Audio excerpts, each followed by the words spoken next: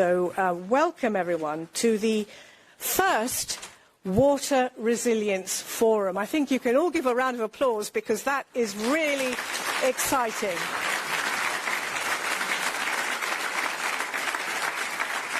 And also welcome to all of you watching online. Thank you very much for joining us. My name is Anya Sitharam. I'm a former BBC presenter. I'm now turned documentary maker and conference host, and I'm really honoured to be Master of Ceremonies for this event. I moderated the Stakeholder Day earlier in the year, and some of the takeaways from that have contributed to the strategy. So it gives me immense pleasure to know that I am here again to see the first part of the journey and be at the first forum. It really means a lot to me. So throughout the day, we're going to be hearing from expert speakers in water, but the very important thing is that we're going to be asking for your active participation throughout. It's a Monday, folks, so you're going to have to work hard. You're going to have to listen hard, but we really want you to contribute, to ask questions, and also to come up with solutions, because this is a very dynamic area, it's a very important area, and it's a very urgent issue, and we need solutions. So I hope you're feeling energized and you're ready to take part with your questions and also the solutions. I just want to say that we have some breakout sessions happening after the opening speeches, and they will be in a number of topics, including finance, efficiency, digital, the first Water Academy, and also urban water. And if I've missed anything else out, sorry, but you will get your turn later on. So I think we've got all our speakers here. Welcome all of you. We have an absolutely stellar lineup of speakers to open this important event. So I would like to ask our first speaker, Jessika Roswall, Commissioner for Environment, Water Resilience and a Competitive Circular Economy, to give her opening remarks. Thank you very much.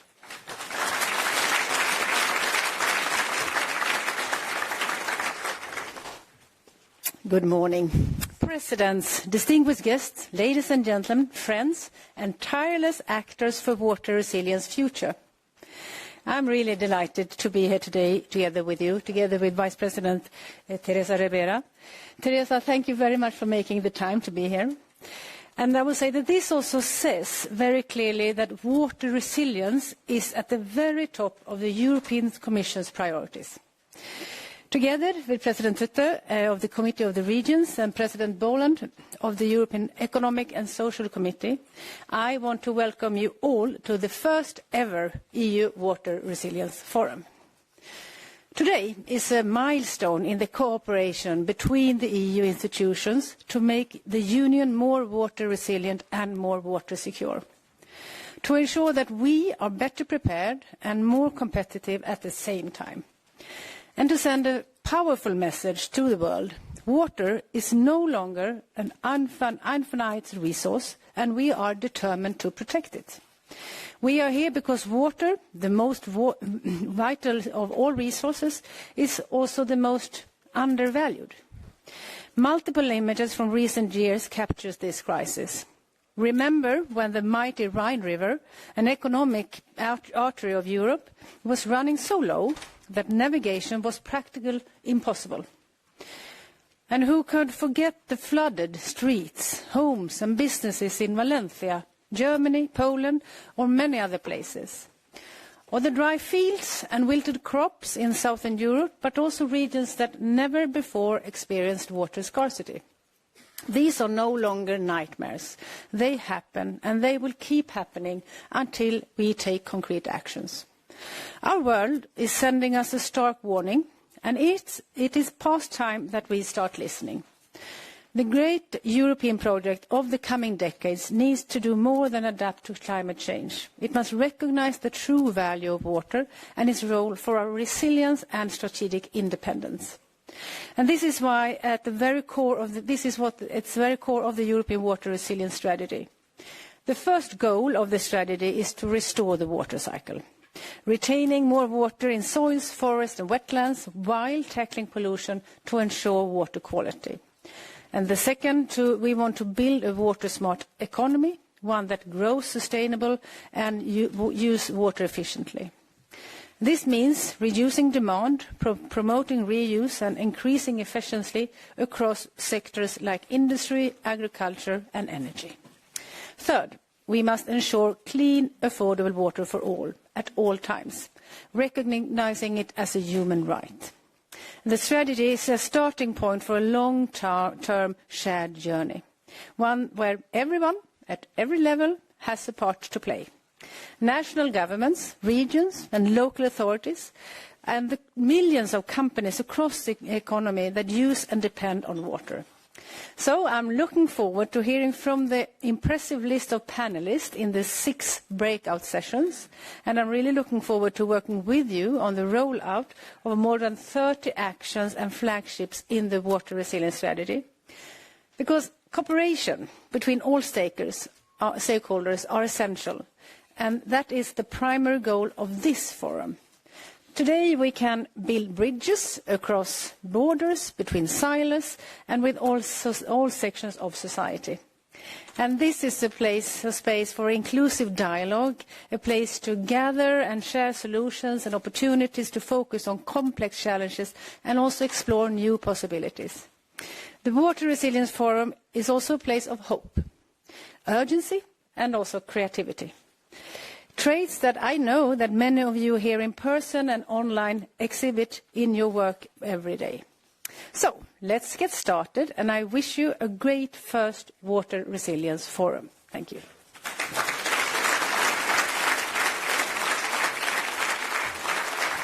Thank you so much, Commissioner, and I like the way you said hope, creativity and urgency, 3 really important words there. I'd like to invite now Teresa Ribera, Executive Vice President for a Clean, Just and Competitive Transition. The floor is yours.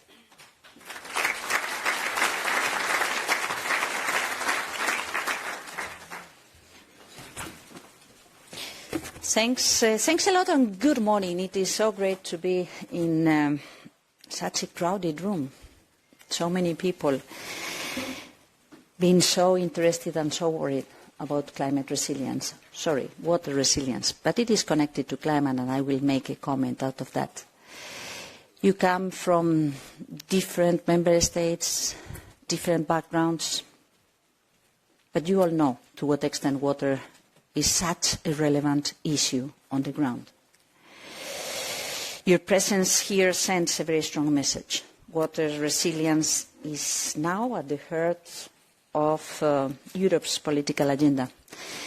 And you think that it is worth to be involved, to be part of this discussion, to find ways to solve many of the challenges ahead of us. Because this is what we need to do. Water is not just another policy file. It is the thread that connects everything to care about. Our health, our economy, our climate goals, our social justice, our development, our farming. So let's start with something that touches all of us, climate change, as I was saying. For many Europeans, climate change is felt through water. Too much water when floods devastate towns and sweep away homes. Much beyond what it used to be. The normal, the average flooding return time. Too little water when droughts destroy harvest, force restrictions and leave ecosystems gasping for survival. And sometimes, water comes in the wrong way, in the form of storms, turning into disasters, or wildfires spreading across dry landscapes. Last year was the warmest year ever recorded globally. We crossed the 1.5 degrees Celsius of warming for the first time. The pace of change is frightening and the cost is enormous. Droughts cost our continent 40 billion euros in 2022 alone. floods since 1980 have caused over 325 billion in damages all in our continent. And this year, over 1 million hectares burned in wildfires. Behind these numbers are destroyed homes, bankrupted small business, exhausted farmers, disrupted lives, people being worried. The first European climate risk assessment made this link very clear. Most climate risks we face today are, at their core, also water risk. This is why the Commission is preparing a new European integrated framework on climate resilience to be adopted next year, strengthening Europe's ability to cope with a more extreme climate by building comprehensive and coherent European approach to resilience across member states. We cannot build climate resilience without building water resilience. They are inseparable. We cannot be any more prepared for the average. We need to be prepared for the extremes. Protecting and restoring the water cycle, managing our water sustainability, and ensuring we have water in the right quality and quantity is essential for our future. Ensuring its quality, fresh water for drinking, for farming, for healthy ecosystems, for soils, is so important. And climate is only part of the story. Water is also a cornerstone of the clean industrial deal and Europe's competitive future, as it is when thinking about agriculture and food security. A strong, sustainable economy must also be a water-smart economy. This means much better water efficiency, management, better planning, reliable data, better use, better reuse. Today, many member states still lack accurate information about their freshwater availability. Transparency will create certainty for investors and business seeking to make long-term commitments. And this matters enormously, not just for traditional sectors, but also for sectors driving our green and digital transition, whether we speak about energy storage, green hydrogen, data centers, semiconductors, battery production, infrastructures. All of them rely on a proper management of water. If we want a strategic autonomy, we need water security. The good news is that Europe already has a strong base. We hold 40% of all water-related patents globally, and our water sector generated over 112 billion euros in value add and 1.6 million jobs in 2022. This is also an innovation frontier where Europe excels. This is why we will create a water-smart industrial alliance to work directly with industry, stimulate innovation and secure the necessary skills needed to stay competitive in a water-constrained world, to ensure peace, prosperity, inclusiveness for people, but also healthy ecosystems that build into climate resilience and biodiversity protection on the ground. Let me address something equally fundamental, fairness. Even in Europe, 1.5% of our population lack access to basic sanitary facilities, and 4% does not have access to safe drinking water. Water leakage levels vary from 8% to 57% across member states. This is not just wasteful. It is inequality and exclusion. As we look at the investments needed, around 23 billion euros every year, we must make sure the costs do not fall on those who can least afford them. Water affordability is part of the just transition, just like energy poverty or fair wages. The Commission has set the strategic direction through the Water Resilience Strategy, managed and led by my fellow Commissioner, my colleague, Jessika Roswall. Commissioner Roswall and her team are working tirelessly to implement this strategy. In my role, I will ensure that water resilience is integrated across our climate policy our industrial strategy and our fairness agenda. But success will not come from Brussels alone.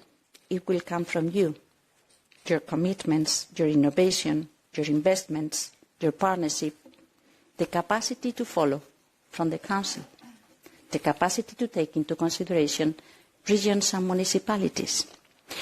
Social players are key. Regions and municipalities are key. Europeans understand the urgency. 4 in 5 citizens want the European Union to do more to protect water. They see this is not only about nature, it is about their health, their food, their security, their future. So, I am so happy to be able to join you today. I am so happy to insist on the importance for you and for us to engage fully in today's discussions, challenge us, inspire us, show us what it is possible, what it is needed, and how we can work together. Because water is life. It is a shared responsibility. Because it is the foundation of a Europe that is secure, competitive, and fair. Because it is part of how we understand the European project. And in these days, it is particularly important to remind ourselves why we want to remain united and to work for the future. Thank you so much, and I wish you a very productive and inspiring day ahead.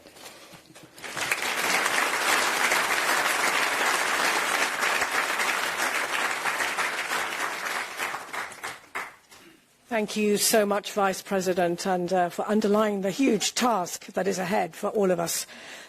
I'd now like to invite Kata Tüttö, President of the Committee of Regions, to say a few words. Thank you so much.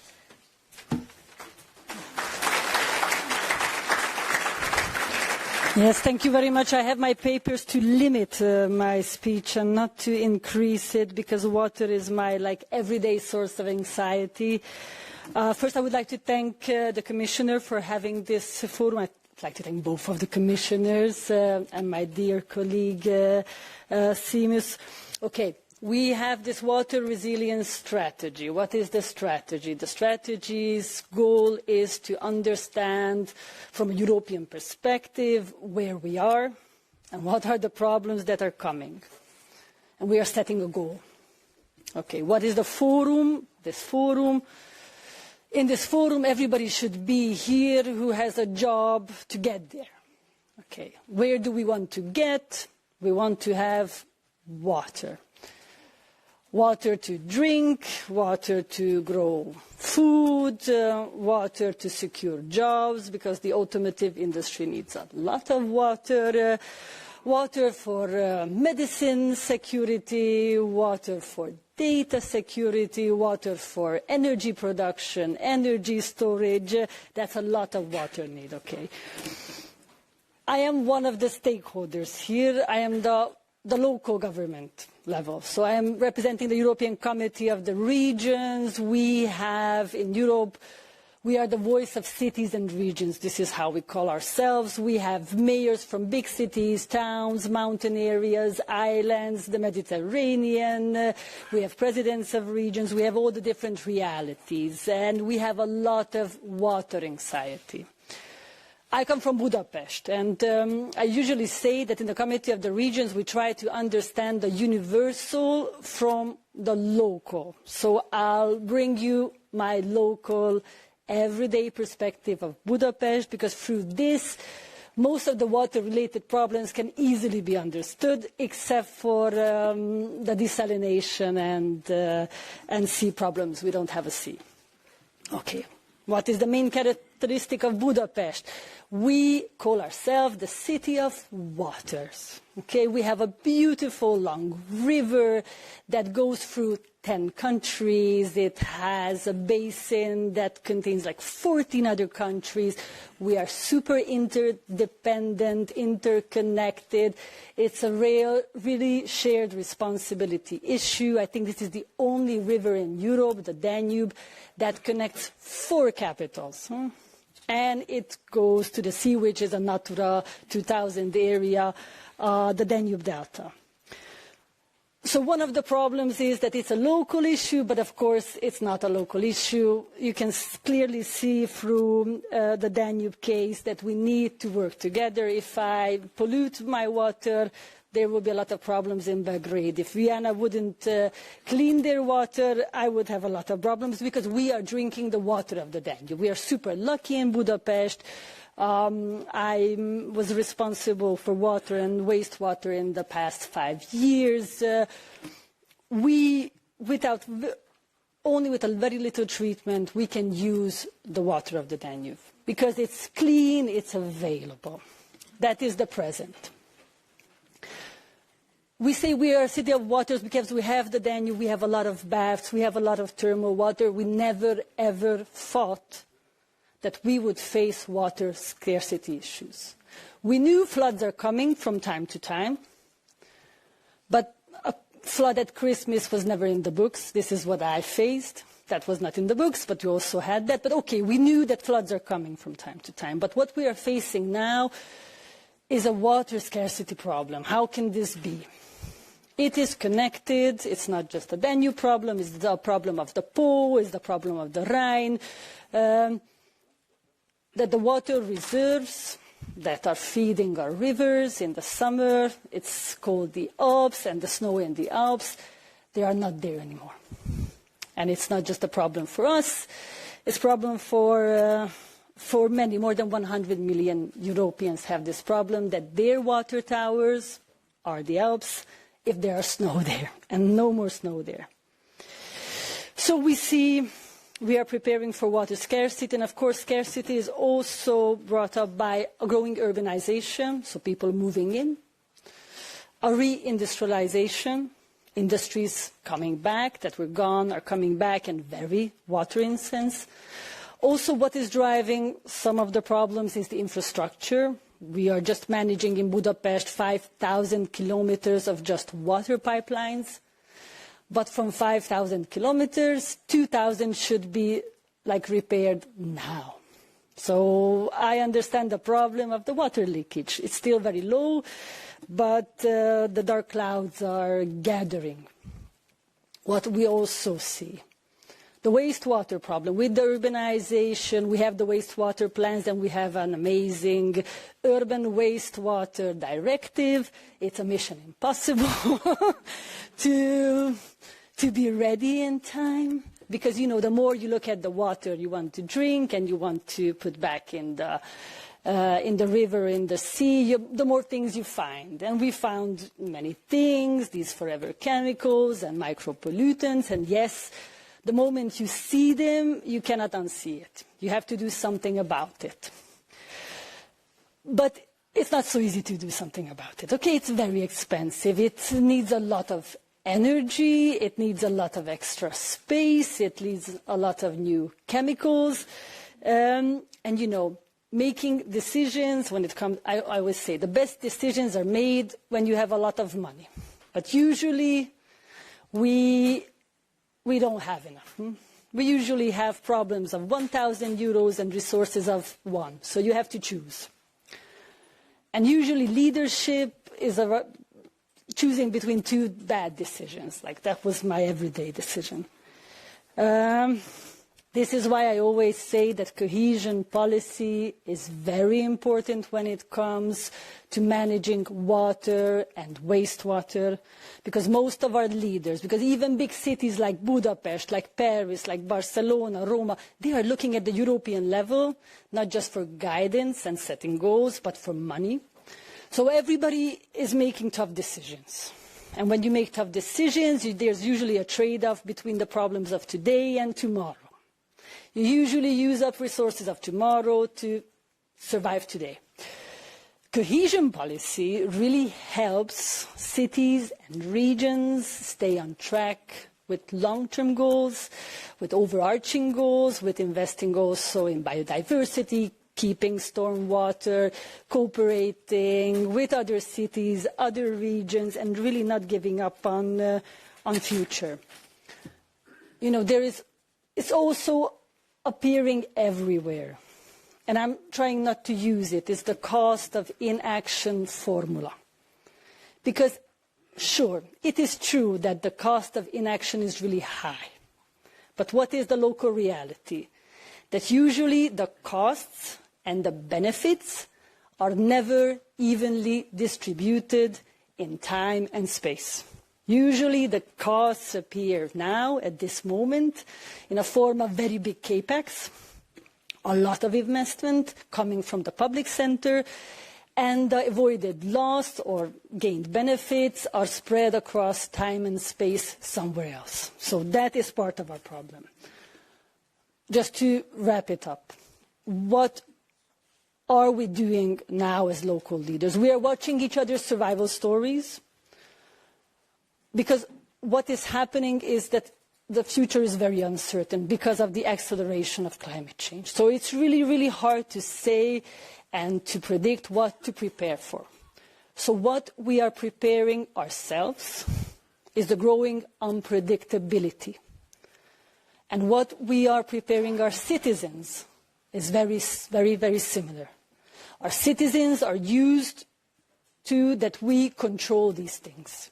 That water is there, heat is controllable, the environment is controllable, and this controllability is slipping through our fingers. And we cannot tell our citizens that we can reduce the risks to zero. So we need to see what are the possibilities and risks that are coming, and we need to also tell our citizens and prepare them that there is no more a risk-free life, and you have to prepare for uncertainty. So this is why we're here. We share our stories, and thank you for involving the Committee of the Regions.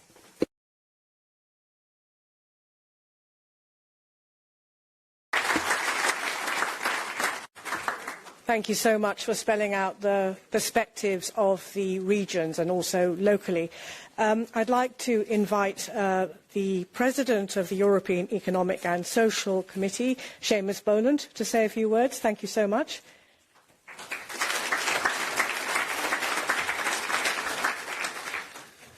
Thank you very much, Commissioner, Deputy Vice President, President of the Regions.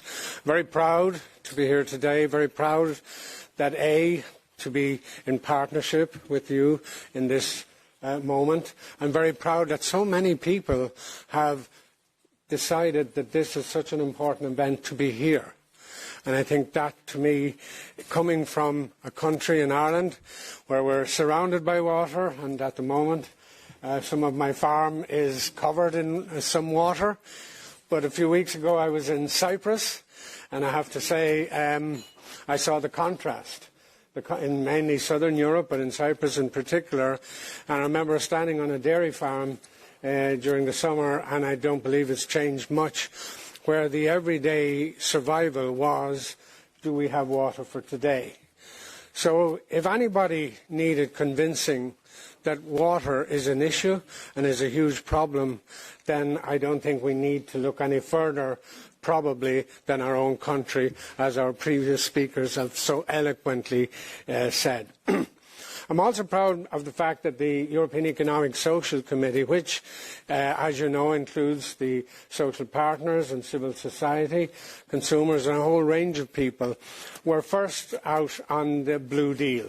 And you will see lots of copies of the Blue Deal organised by our friends at CCMI, which makes it very clear that our commitment to resolving this issue on water is 100%. And I'm even proud about the fact that, having talked with the Commissioner and other members and my colleague in the Committee of Regions, we want to try and work together on this. And I think that sort of partnership will give a powerful message to everybody that the EU and its institutions are serious about resolving this issue, and that we will do it with partnership. I'm reading a book at the moment by Mark Carney, who is the Prime Minister in Canada, and he makes a very humble, and he says it in a humble way, that the solutions are rarely come from the top and rarely come from the bottom. They have to be inclusive. That we have to think, in this case, that water affects, as you said, communities, households, agriculture, food security, industry.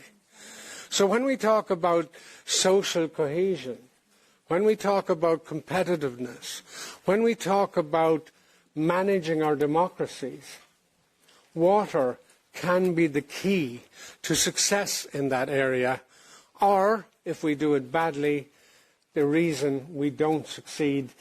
And not alone do we fail in the simple task of ensuring we have a proper water supply for everything we need, but we fail in the management of our democratic system, and we fail in the area of proper governance. But most of all, we fail in our obligations to the electorate, to the people who are out there, to the families who depend on water for so many things. We also fail in the area of poverty, because we have something like 10 million people affected by water poverty in Europe alone. And that in itself is something to be seriously worried about. So when we, in this House here, in the ESC, talk about the Blue Deal, we are talking about the lifeblood, the life water of our people. So we have called on the Commission and Europe and everybody to set in motion a water test. It's an ambitious goal. But that effectively means that if we do it properly, future generations will benefit. Change is possible when we connect in this forum with our colleagues in the EU, with all of the institutions. And remember, the treaties say that all of the institutions must work for the common good and work together. Our committee, therefore, and our members across Europe, along with the members of the Committee of Regions and of the Commission and of all of the institutions, want to ensure that the importance of water, as outlined by the Commissioner, the Deputy Vice President and the President of Committees of Regions, is fundamental in the dealings we have in the survival of this democracy and the survival of the values of Europe, which we hold so dear. I won't try to sing the song "In Ireland We're Surrounded by Water." It's quite a funny song, but I mightn't do it justice. But in Ireland, we do love the water. We love the fishing. We love all of that. I know in Hungary we heard about the Danube. And in other countries we hear about the shortages. So everybody here, depending on which country you're from, know that water is not an emerging problem. It's a problem right now. I hope and wish all of you good discussions today.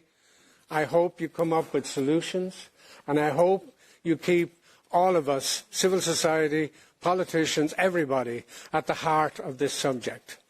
Have a good day. I will see you later on, and I look forward to the solutions. Thank you very much.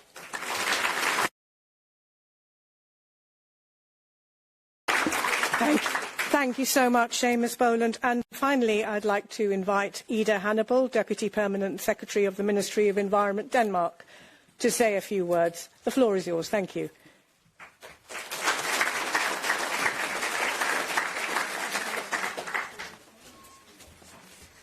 Thank you very much. Very happy to see all of you, and thank you to the Commissioner and my fellow speakers. We all know that water is life. We need it to sustain the ecosystems we are part of, the economic systems we have created, and the quality is equally important. We don't need just enough water, we need it also to be clean. And for these reasons, the Commission's water resilience strategy is very much needed. And for these reasons, the Danish Council Presidency has given a high priority to water during the last 5 months. And it is a great example of a challenge that we must face together, because much like climate change, water does not follow the logic of national borders, so we have to find EU-level solutions. So let me zoom in on just 3 challenges in particular. First, water quality. While water pollution from excess nutrients has been on our radar for decades, We are only beginning to fully appreciate the scope and severity of other types of pollutants. And these emerging pollutants are often highly ecotoxic, persistent and mobile. And this means that once they end up in the water, they will stay forever, they will travel far, and they will cause great damage. So we must reduce them at the source. And we have a very clear mandate from the Council to do this. And for these reasons, it's a milestone that we managed to close negotiations on the directive amending the list of priority substances in water, standing on the shoulder of no less than seven, quite a lot. The presidency, we landed a trilogue deal in October, and this is truly a milestone for the reduction of these substances. We also pay close attention to the development of the proposal for restricting the use of PFAS, which is currently under review in the European Chemicals Agency. It was submitted by Denmark together with 4 other countries, and it is a crucial next step to get substances out of our water. The second thing I want to highlight is water efficiency. Water is evidently far too precious to waste, and we must start treating water as an essential and highly vulnerable resource. And we must manage it with a long-term strategic mindset and a sensitivity to sustainability and to social justice. So the water efficiency first principle presented by the Commission is a promising step in that direction. And seen from a different angle, the same logic also urges us to acknowledge the central role that water has in our crisis preparedness. We must guard and protect it, whether from malign actors, overuse or natural disaster. Finally, the third focus concerns the changing climate. We are surpassing the Paris goals. We know that Europe's climate is one of the fastest changing globally. The changes are very real, and they are happening as we speak. The former speakers adequately described the consequences that we see across Europe. And we already have a good understanding of the coming changes and learn more every day, but we are not yet prepared for the full consequences of the climate of tomorrow. So urgency is needed. Luckily, you could say this room is full of highly skilled and motivated people, capable of nudging us towards water resilience through technology, scientific research, innovative governance and ambitious policies. We are grateful that the Commission kick-started this conversation with its much-anticipated strategy, and building on that momentum, providing the political support and a sense of direction from the European capitals was a key priority for the Danish Council presidency. And on October 21st, we secured a strong set of Council conclusions expressing an unwavering support for the Commission strategy. We are very happy about that. And I can report that all delegations approached the negotiations with an impressive commitment and willingness to compromise. So I think it bodes well for the next steps we need to take together. And we do need to take these steps.